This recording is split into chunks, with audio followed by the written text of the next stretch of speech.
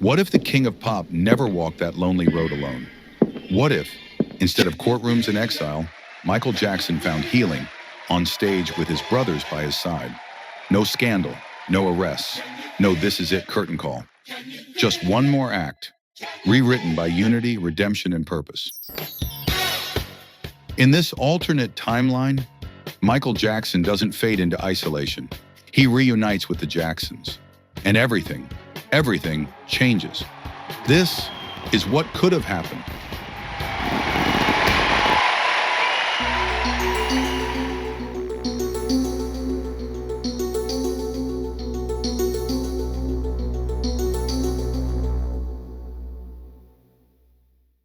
Michael, 43, Jackie, 50, Tito, 48, Jermaine, 47, Marlon, 44, Randy, 39.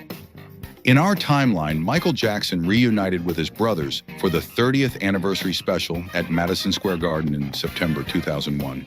Despite tensions, especially over business and creative control, the shows were successful. However, Michael was reportedly displeased with the rehearsals and performances. In this alternate timeline, the reunion sparked something more meaningful. Seeing the energy from fans and the love from his brothers backstage, particularly a heartfelt private moment with Marlon and Randy, Michael begins rethinking his isolationist lifestyle.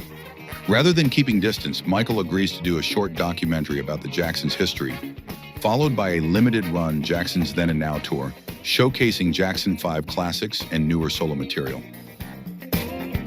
A 15-city international tour is planned for mid-2002. Managed carefully to reduce stress on Michael, it's built around nostalgia but includes reworked classics with modern production. Michael insists on full creative control over the stage design, a reflection of his lifelong perfectionism and desire for innovation.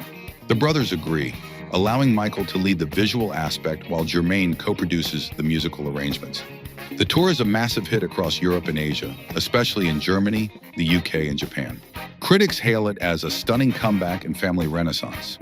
In this version of events, Martin Bashir's Living with Michael Jackson documentary never happens, or is at least heavily edited with oversight from the Jackson family legal team. Without the fallout of the documentary, the 2003 allegations and arrest never occur in this reality. Instead, Michael and his brothers gear up for an album. Working with producers like Jimmy Jam and Terry Lewis, Rodney Jerkins, and Pharrell, the Jacksons release Unity, their first album together since 2300 Jackson Street. The album features lead vocals from Michael on 6 tracks, with Tito and Jermaine sharing additional verses. Standouts include Back Again, a triumphant anthem about overcoming the past, Never Alone, dedicated to fans, Family Tree, reflective lyrics about Joseph, Catherine, and childhood fame. Critics appreciate the album for its emotional honesty and creative production. It doesn't break chart records, but it cements their credibility as a reunited band. Meanwhile, Michael's personal image begins recovering. He's still eccentric, still mysterious, but no longer the isolated tabloid figure of our timeline. Michael begins reconciling more deeply with his family. He repairs relationships with Janet, LaToya, and even partially with his father, Joe Jackson, with whom he shares complicated trauma. He also starts to speak more openly, though selectively, about his mistrust of the media, his disdain for the U.S. legal system, particularly after his own brushes with false accusations, the exploitation of Black artists in the music industry. These reflections are shaped by his personal convictions, which have always leaned toward justice, child protection, and spirituality. Michael had strong global humanitarian beliefs, but rarely engaged directly in U.S. politics. However, in 2006, he gives a rare interview where he praises Nelson Mandela and quietly critiques the Iraq War, noting, "There's so much we could do for children here and abroad, but we choose war." Encouraged by the success of artists like Prince and Celine Dion in Las Vegas, Michael and the Jacksons take a residency deal with the MGM Grand titled The Jacksons' Legacy. Michael is initially hesitant. He doesn't like confinement, but is swayed by the freedom to design a show and stay close to his children, Prince, Paris, and Blanket. The residency includes holograms and 3D visual projections, a rotating set list between Jackson 5 hits, and solo material guest appearances by Janet Jackson and even Diana Ross on select nights. Instead of gearing up for This Is It, Michael collaborates on one final studio album with his brothers, titled Blood Moon. It's moody, layered, and mature. Songs tackle themes like fame fatigue, the mask I wear, media betrayal, truth sells lies, legacy and fear of death. Blood Moon. The album receives critical acclaim for its depth, and Michael, now 50, is celebrated as an elder statesman of pop. Michael takes a more public mentorship role, working with artists like Neo and Chris Brown in a rehabilitative context, Beyoncé, whom he praises as the future of performance art, Kanye West, with whom he debates artistry versus ego.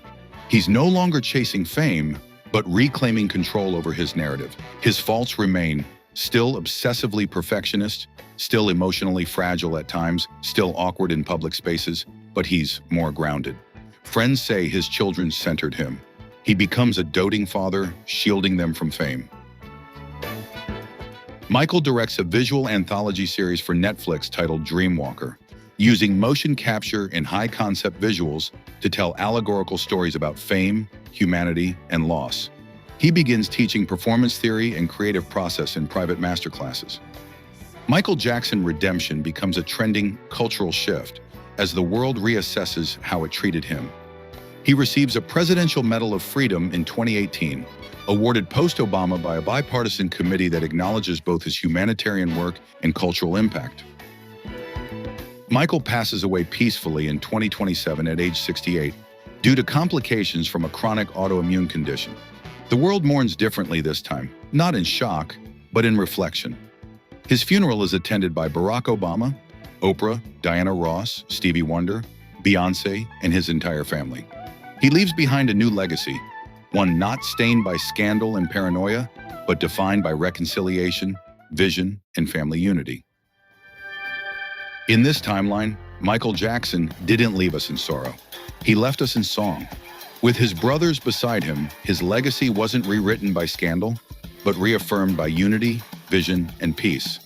No longer haunted by isolation, he returned to where it all began, and in doing so, reminded the world who he truly was: a man, a brother, a father, and forever, the king. If this alternate reality moved you, make sure to like, subscribe, and join us here on Real Reels, where we ask the big what-ifs and reimagine the world one legend at a time. And if you want something a little more laid back, come hang out with me and my wife over on our other channel, Bruce and Carla. We react to soul music, iconic moments in pop culture, old school gems, and the kind of things that just make you feel good. It's music, love, laughter, and real talk. So don't forget to hit that like button, drop a comment, and subscribe to both channels. Whether you're here for the deep dives or the good vibes, there's always something waiting for you.